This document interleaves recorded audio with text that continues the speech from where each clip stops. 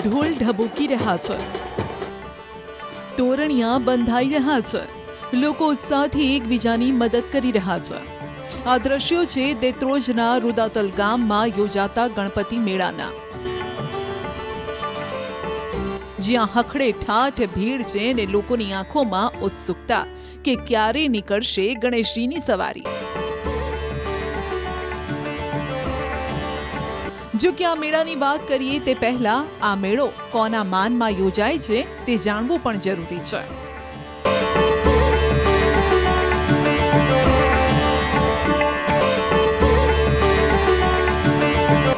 અમદાવાદથી 60 કિલોમીટર દૂર આવેલ મંદિર જ્યાં રિદ્ધિ સિદ્ધિ સાથે બિરાજ્યા છે ગણેશજી. દેત્રોજના રુદાતલનું ગણેશ મંદિર 1200 વર્ષ જૂનું ને અતિ પ્રાચીન છે.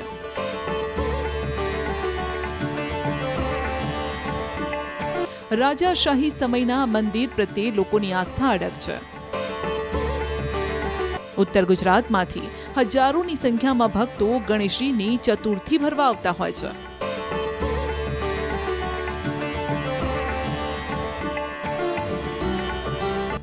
આ મંદિરમાં લોકો પોતાની મનોકામના પૂર્ણ કરવા ઘઉંના લાડુ ધરાવે છે.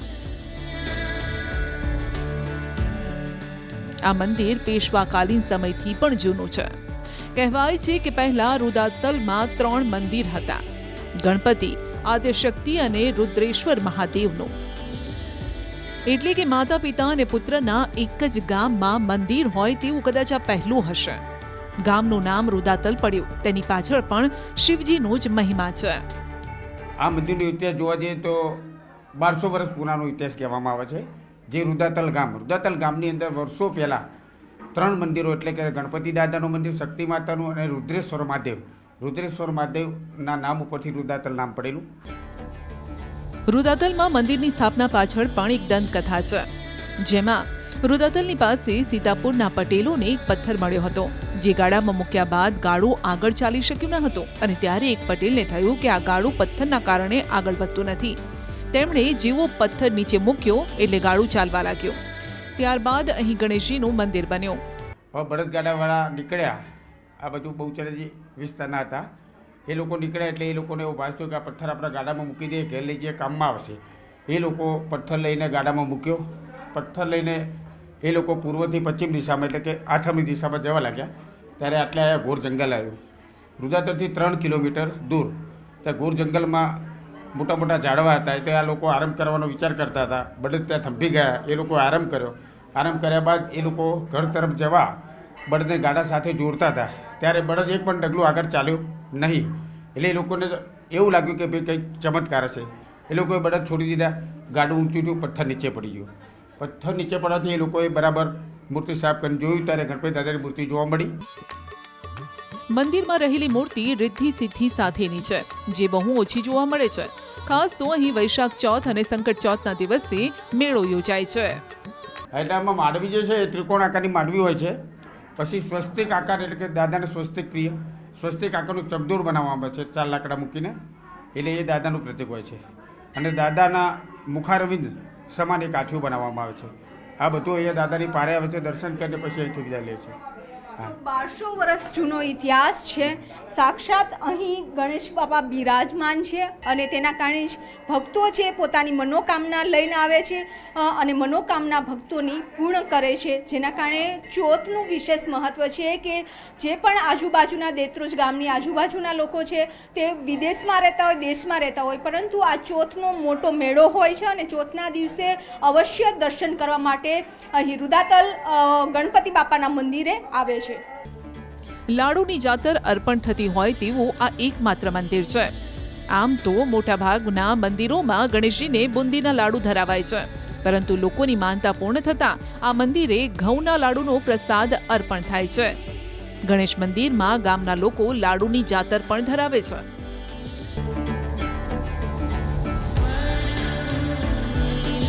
ત્યારે હવે વાત કરીએ સૌથી મોટા મેળાની. વૈશાખ સુદ ચોથના દિવસે યોજાતો રુદાતલનો આ મેળો વર્ષો જૂની પરંપરાને સાચવીને બેઠો છે. નવી પેઢીને જૂના રીત રિવાજો આપી રહ્યો છે. જે વાતની સાબિતી છે મેળાનું આયોજન કરતી યુવા પેઢી, જેને જોવા માટે ગામના જૂનવાણી લોકો દર વર્ષે અહીં આવે છે. આ મેળો ઘણો અગત્યનો છે. લગભગ 44 પંથકનો એક મોટો મેળો છે. દૂર દૂરથી ગામડામાં ભાઈ બહેનો આવે છે અને માનતાઓ માને છે.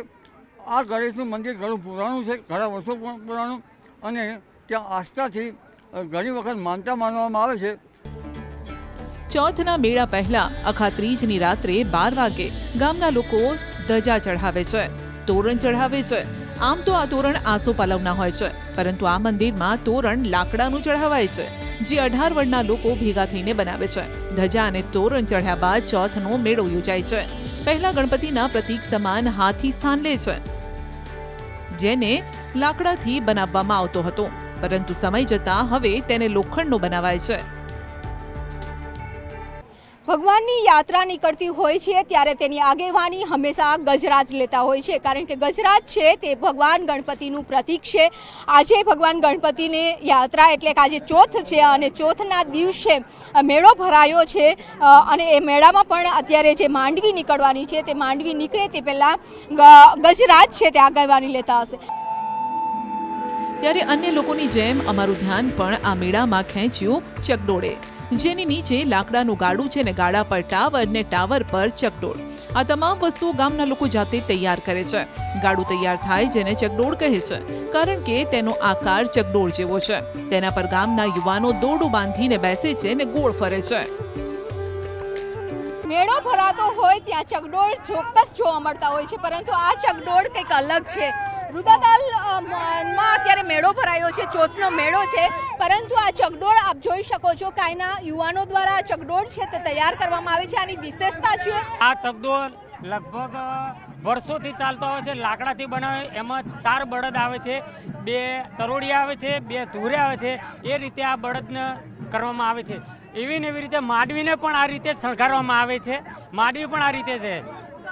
આનું પણ વિશેષ મહત્વ છે ને કે અહીંયા યુવાનો ઉપર ચડે છે અને અત્યારે એ ચકડોળ ફેરવે છે.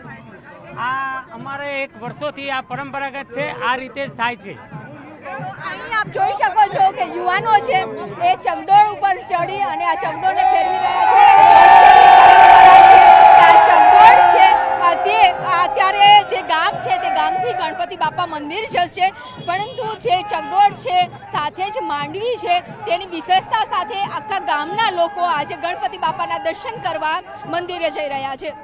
તો અહીં મહત્વ હોય છે માંડવીનું, જે શક્તિનું સ્વરૂપ છે. રુદાતલ ગામના લોકો દ્વારા ગાડામાં માંડવી તૈયાર કરાય છે.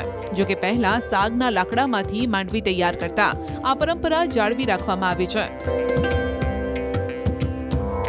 ગામના લોકો દ્વારા કાંસાની થાળીથી ત્રિકોણ બનાવીને આ અરીસો રાખવામાં આવે છે. 28 કાંસાની થાળીમાંથી ત્રિકોણ બનાવાય છે.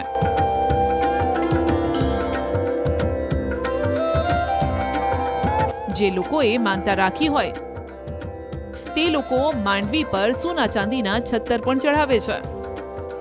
લગભગ બેન આમાં 3-4 દિવસથી અમારે મહેનત કરવી પડે છે. અમે લગભગ બીજના દિવસે અમે આવીએ છીએ.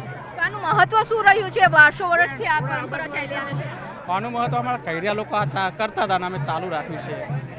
એટલે બાપ દાદાની પરંપરા. બાપ દાદાની પરંપરા છે. આમાં કેટલી થાળીઓ લગાવવામાં આવે છે, 76 લગાવવામાં આવ્યો છે, એનું શું મહત્વ? આમાં લગભગ બેન 26 જેવી થાળીઓ છે, બરોબર. અને આમાં બાધાઓ હોય, દર વર્ષે નવી નવી બાધાઓ રાખે છે. કોઈ સોનાના 76 ચડાવે, કોઈ ચાંદીના, કોઈ શ્રીફળના હાર ચડાવે છે, એવું બધું હોય છે. આ મેળો ભાઈચારાનું પ્રતીક છે, જેમાં સૌ જાતિ ધર્મના લોકો ભાગ લે છે.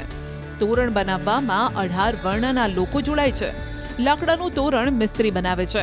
દલિત સમાજના લોકો તોરણ લઈને મંદિરે જાય છે, જેમાં પાટીદારો પણ પગપાળા જોડાય છે. આ સમયે આગળ આગેવાની કરે છે હાથી. કપડાનો મોટો હાથી બનાવાય છે ને તેને 4 લોકો ખભે લઈને દોડે છે. મેળામાં આગળ મશાલ લઈને નાઈ અને વાળંદ સમાજના લોકો આવે છે. પછી હાથી, ચકડોળ, 4 બળદ એ રીતે લાઈનમાં ચાલે છે. ગાડા ઉપરના માળે હિંચકો, જેને ફાળકો કહેવાય છે, જેમાં જૈન સમાજના લોકો બેસે છે. ગાડામાં સ્ત્રીના વેશમાં નાયક સમાજના લોકો હોય છે, જે ઢોલ નગાડા વગાડતા વગાડતા આગળ વધે છે. અને આ માંડવી 3 કિલોમીટર દૂર જંગલમાં એટલે કે ગણપતિના મંદિરે જાય છે. આ ગાડું જ્યાં જ્યાં ફરે છે ત્યાં ત્યાં તેને વધાવવામાં આવે છે.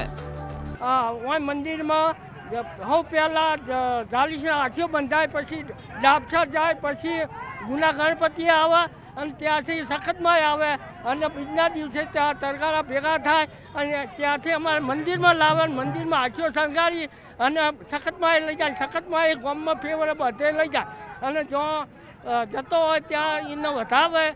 માંડવી જ્યાં પસાર થાય છે તેના પર લોકો શ્રીફળનો હાર ચઢાવે છે. લોકો ઘરેથી 5 શ્રીફળ લઈને આવે છે. કહેવાય છે કે આ માનતાના શ્રીફળ હોય છે. દર વર્ષે અમારે વેવાઈને જમાઈ થાય મારા એટલે દર વર્ષે હું આવું જ છું અહીંયા.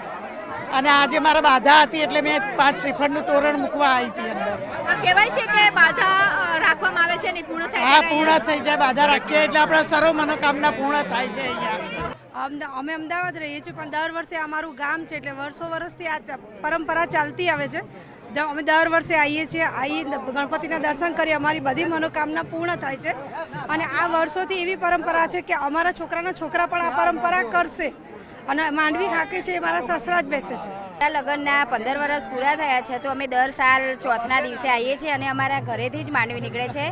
અમારા દાદા જ બેસે છે, ભોગીલાલ દાદા, એટલે અમને બહુ જ ઉત્સાહ હોય છે અને અમે બહુ જ આ પ્રસંગ એન્જોય કરીએ છીએ. હા, અમારા ઘરે તો આમ બધા આતુરતાથી રાહ જોઈ રહ્યા હોય છે આ પ્રસંગની. જો કે લોકો માત્ર આ મેળાને માલવા નથી આવતા પણ માનતા લઈને આવે છે. ત્યારે આ આસ્થાના મેળામાં કેટલું સત છે તેનો પુરાવો આપ્યો ગામના વડીલે, જેમની ઉંમર છે 85 વર્ષ. પેલા મોટા સાહેબ હતા એમને કે આપણા ચદ્દો નહીં કાઢવાનો. પછી અમે કીધું કે ના કાઢીએ તો સાહેબ છોડી દઈએ. અમે જતા રહ્યા. પછી એમને તો નિશાળમાં આરામ કરતા હતા. પછી આંધળા થઈ ગયા. પરસો પૂર્યો એમને. પછી મારે દેખાતું નહીં કે શું હોય. કગરી પડ્યા આવી હેડીને 12 મહિને હેડીને આવે છે તો જાય છે, દર્શન કરે છે, બાધા રાખી પછી એ હાજા થયા. કહેવાય છે કે નાની જગ્યામાંથી પણ આ ગાડું પસાર થઈ જાય છે. જો કે જોનારાના જીવ અદ્ધર થઈ જાય છે, પણ આ તો શ્રદ્ધાનો વિષય છે. માટે આજ સુધી ન તો અહીં કોઈ દુર્ઘટના ઘટી છે, ન તો કોઈ વિઘ્ન આવ્યું છે.